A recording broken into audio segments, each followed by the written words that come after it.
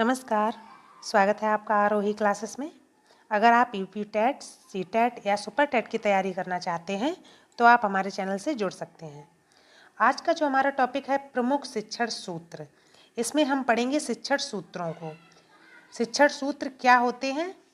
तो शिक्षण सूत्र की एक जो परिभाषा है टी रायमंड के अनुसार कि शिक्षण सूत्र उन तरीकों को बताते हैं जिससे यह आशा की जाती है कि सिद्धांत प्रयोग में सहायक होंगे। तो शिक्षण सूत्रों का प्रयोग हम बच्चों को पढ़ाने के लिए करते हैं, शिक्षा देने के लिए करते हैं, जिससे बच्चे आसानी से सीख सकें और उनको सिखाने में एक तरीका रहे, एक तरीके से हम बच्चों को सिखाएं। तो ये शिक्षण सूत्र कहलाते हैं।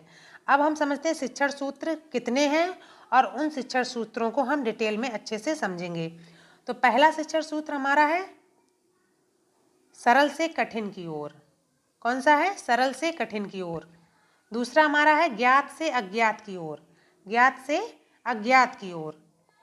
अगला जो शिक्षण सूत्र है स्थूल से सूक्ष्म की ओर, स्थूल से सूक्ष्म की ओर। अगला है पूर्ण से अंश की ओर। इनको हम अच्छे से डिटेल में देखेंगे कि शिक्षण सूत्र पूर्ण से अंश की ओर शिक्षण सूत्र क्या होता है, स्थूल से सूक्ष्म की ओर शिक्षण सूत्र क्या होता है, किस तरीके से बच्चों को शिक्षा दी जाती है, पढ़ाया जाता है। ठीक है, तो ये हम समझेंगे। अनिश्चित से निश्चित की ओर, अगला हमारा कौन सा शिक्षण सूत्र? अनिश्चित से निश्चित की ओर। इसके बाद अगला आ जाता है प्रत्यक्ष से अप्रत्यक्ष की ओर। बच्चों को पढ़ाते समय हमें प्रत्यक्ष से अप्रत्यक्ष की ओर ले जाना चाहिए। अगला आ जाता है विशिष्ट से सामान्य की ओर।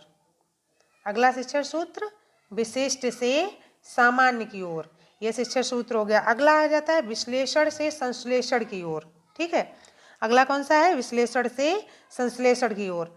मनोवैज्ञानिक से तर्क संगत की ओर। अगला कौन सा हो गया? मनोवैज्ञानिक से तर्क संगत की ओर। और 10वां हमारा है अनुभूत से युक्त युक्त की ओर, अनुभूत से युक्त युक्त की ओर। और प्रकृति का अनुसरण, लास्ट हमारा आ गया प्रकृति का अनुसरण। तो हमारे ये कुछ प्रमुख शिक्षण सूत्र है, प्रमुख शिक्षण सूत्र। अब हम एक एक करके शिक्षण सूत्र को डिटेल में समझेंगे कि शिक्षण सूत्र कौन सा शिक्षण सूत्र किस तरीके से प्रयोग में लाया जाता है। चलिए आगे बढ़ते हैं। तो शिक्षण सूत्र ये दिया गया, शिक्षण सूत्र है क्या? तो शिक्षण सूत्र क्या मतलब क्या है कि शिक्षण प्रक्रिया को अधिक प्रभावशाली और सुगम बनाने के लिए जिन सूत्रों का प्रयोग किया जाता है उन्हें शिक्षण सूत्र कहते हैं। शिक्षण प्रक्रिया को अधिक प्रभावशाली और सुगम, ठीक है, तो शिक्षण प्रक्रिया को सुगम और प्रभावशाली बनाने के लिए कुछ सूत्रों का प्रयोग किया जाता है और इन्हीं सूत्रों को हम क्या कहते हैं? शिक्षण सूत्र कहते हैं। क्लियर है? चलिए आगे बढ़ते हैं। पहला हमारा जो शिक्षण सूत्र है ज्ञात से अज्ञात की ओर। अब ज्ञात से अज्ञात की ओर शिक्षण सूत्र का क्या मतलब हुआ, इसको हम समझते हैं। इस शिक्षण सूत्र में पूर्व ज्ञान को आधार मानकर नए ज्ञान की नींव रखी जाती है। मतलब क्या? अर्थात कि बालक जो कुछ जानता है उसी को आधार मानकर वह सिखाना चाहिए जो वह नहीं जानता है। ठीक है, तो ये हो गया ज्ञात से अज्ञात की ओर शिक्षण सूत्र। ये क्या कह रहा है कि जैसे कोई विद्यार्थी है, उसको किसी चीज़ के बारे में वह जानता है, किसी विषय वस्तु के बारे में वह जानता है, लेकिन अगर कोई विषय वस्तु ऐसी है जिसके विषय में वह नहीं जानता है तो पहले हमें विद्यार्थी को उस ज्ञान को कराना चाहिए जो उसे ज्ञात है, जो उसे जानता है। ठीक है, जैसे प्राणियों के बारे में हमें जानकारी देनी है, पदार्थों के बारे में जानकारी देनी है, या किसी संबंध में हमें अगर बच्चे को जानकारी देनी है तो पहले उन वस्तुओं के बारे में बात की जाए जिनको बच्चा जानता है और इसके बाद उन वस्तुओं के बारे में बात की जाए जिनको नहीं जानता है। ठीक है, तो ये जो शिक्षण सूत्र हो गया ज्ञात से अज्ञात की ओर, ये बच्चों के पढ़ाई में हेल्प करता है। ठीक है, अगला हमारा शिक्षण सूत्र हो गया सरल से कठिन की ओर। अगला शिक्षण सूत्र कौन सा है? सरल से कठिन की ओर। इसमें देखिए क्या, फ्रॉम सिंपल टू कॉम्प्लेक्स, बालक को पहले सरल से कठिन की ओर ज्ञान देना चाहिए। तो पहले क्या सिखाना चाहिए? सरल। ठीक है, यानी बालक को अगर कोई चीज़ आती है, कुछ आता है, तो पहले उसे सरल चीज़ों का ज्ञान देना चाहिए जिससे बच्चा उस शिक्षा में रुचि ले। उस जैसे कोई पाठ हम पढ़ा रहे हैं, अब उसको हम एकदम तुरंत ही कठिन चीज़ों के बारे में बताने लगेंगे तो बच्चा रुचि नहीं लेगा क्योंकि उसको वो चीज़ें आ नहीं रही हैं। ठीक है, तो पहले हम सरल चीज़ें बताएंगे। जैसे हम किसी बच्चे को अगर वात्सल्य रस के बारे में बताना चाहते हैं, क्या बताना चाहते हैं, वात्सल्य रस के बारे में, तो हम बच्चे को वात्सल्य का मतलब समझाएंगे। उसके बाद वात्सल्य का मतलब समझा के उसका अर्थ बताएंगे। जैसे माता अपनी संतानों के प्रति जो स्वाभाविक प्रेम होता है वो वात्सल्य होता है। तो इस तरीके से हम बच्चों को पहले सरल तरीके से समझाकर फिर कठिन चीज की ओर ले जाएंगे। तो क्या है, उसको पहले बताना जिसमें छात्र रुचि से पढ़ सके। ठीक है, तो पहले सरल ज्ञान और उसके बाद उसको कठिन ज्ञान। तो बालक की दृष्टि से जो सरल हो, जो बच्चे की दृष्टि से सरल हो, उसको पहले बताना। और जो बालक जिसमें रुचि मतलब बड़े, अगर बच्चे को कठिन चीज बताएंगे तो उसकी रुचि उसमें खत्म हो जाएगी। ठीक है, तो यही हमारा शिक्षण सूत्र हो गया, सरल से कठिन की ओर। आगे देखते हैं मूर्त से अमूर्त की ओर। अगला हमारा शिक्षण सूत्र है मूर्त से अमूर्त की ओर। अब ये शिक्षण सूत्र क्या कह रहा है, देखिए, इस शिक्षण सूत्र को स्थूल से सूक्ष्म की ओर भी कहा जाता है। मूर्त से अमूर्त की ओर जो शिक्षण सूत्र है, इसको इसी को क्या कहेंगे, स्थूल से सूक्ष्म की ओर शिक्षण सूत्र। ठीक है, स्थूल से सूक्ष्म की ओर। तो मूर्त से अमूर्त और स्थूल से सूक्ष्म की ओर शिक्षण सूत्र एक ही बात होगी। जो वस्तु बच्चे के सामने है, अमूर्त से अमूर्त की ओर शिक्षण सूत्र का मतलब क्या हुआ कि जो वस्तु बच्चे के सामने है, प्रत्यक्ष है, जिसे बच्चा देख सकता है। ठीक है, कुछ चीजें ऐसी होती हैं जो प्रत्यक्ष होती हैं, हमारे सामने होती हैं, और कुछ वस्तुएं ऐसी होती हैं जो अप्रत्यक्ष होती हैं, हमको दिखाई नहीं देती हैं। तो पहले हम बच्चे को पढ़ाते वक्त, छात्र को समझाते वक्त उन चीज़ों के बारे में बताएं जिसे बच्चा अच्छे से प्रत्यक्ष रूप से देख सकता है। ठीक है, और जब बच्चा उन चीज़ों को समझने लगे, जिन चीज़ों को वह जानता है, अच्छे समझता, उसके बाद हम उसे अमूर्त या अप्रत्यक्ष के बारे में बताएंगे। ठीक है, अगर हम सीधा उसे अप्रत्यक्ष चीज वस्तु के बारे में बताएंगे, अमूर्त वस्तु या अप्रत्यक्ष वस्तु के बारे में बताएंगे, तो वह कठिनाई का अनुभव करता है। ठीक है, बच्चे को सीखने में कठिनाई महसूस होती है। तो पहले प्रत्यक्ष रूप से जो वस्तुएं दिखती हैं, प्रत्यक्ष रूप से जो वस्तुएं हैं, उन्हीं के बारे में बच्चे को ज्ञान देंगे। ठीक है, जो भौतिक रूप से जो वस्तुएं हैं। ठीक है, अब आगे देखते हैं, बच्चे को किसी अमूर्त वस्तु के बारे में बताते समय, इसमें क्या हो जाता है, अगर बच्चे को हम किसी अमूर्त वस्तु के बारे में बता रहे हैं तो हम चित्र और मॉडल का प्रयोग करके बता सकते हैं। ठीक है, तो ये हमारा हो गया मूर्त से अमूर्त की ओर शिक्षण सूत्र या स्थूल से सूक्ष्म की ओर। ये जो शिक्षण सूत्र है ये किस पर बल देता है, छात्रों को पहले स्थूल वस्तुओं के बारे में बताया जाए, उसके बाद उसे सूक्ष्म वस्तुओं के बारे में बताया जाए। आगे बढ़ते हैं, अगला हमारा जो आ जाता है शिक्षण सूत्र पूर्ण से अंश की ओर। ठीक है, फ्रॉम होल द पार्ट, यानी पूर्ण से अंश की ओर। अब देखिए, ये जो शिक्षण सूत्र है गेस्टाल्टवाद पर आधारित है। ठीक है, गेस्टाल्टवाद पूर्णाकार संपूर्णाकार, तो उसी को हम गेस्टाल्टवाद कहते हैं।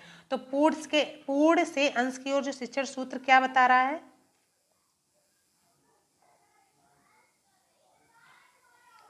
इसमें बालक को जो कुछ भी सिखाया जाए उसे पहले पूर्ण रूप से उसके सामने रखा जाए। ठीक है, तो बालक को हम जो कुछ भी सिखाएं इस सूत्र के अंतर्गत पहले पूर्ण रूप से उसके सामने रखें।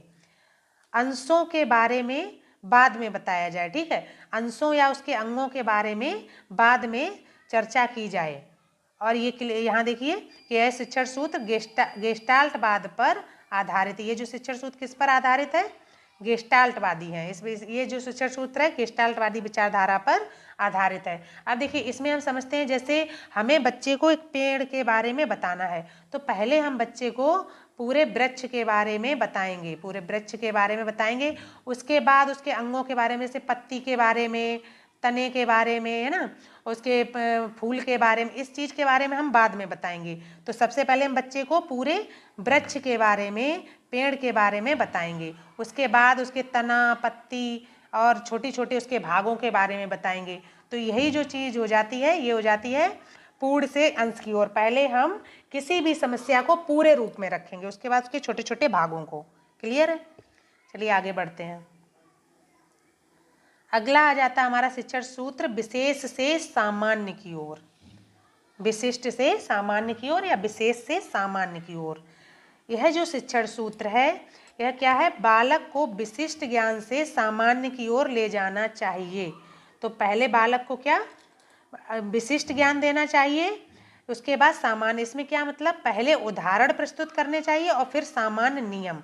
तो बच्चे को पहले विशिष्ट ज्ञान से जोड़ना चाहिए, अर्थात मतलब क्या हो गया, पहले बच्चे के सामने उदाहरण देने चाहिए। जैसे हम किसी विषय के बारे में उसे समझा रहे हैं तो पहले हम उदाहरण दीजिए, जैसे कि हमने लकड़ी, लोहा, तावा के बारे में उसको बताना है, तो हम पहले इन चीज़ों को लेंगे और बच्चे को उनसे परिचित कराएंगे, लोहा, लकड़ी, तावा, ठीक है, इन चीज़ों से परिचित कराएंगे।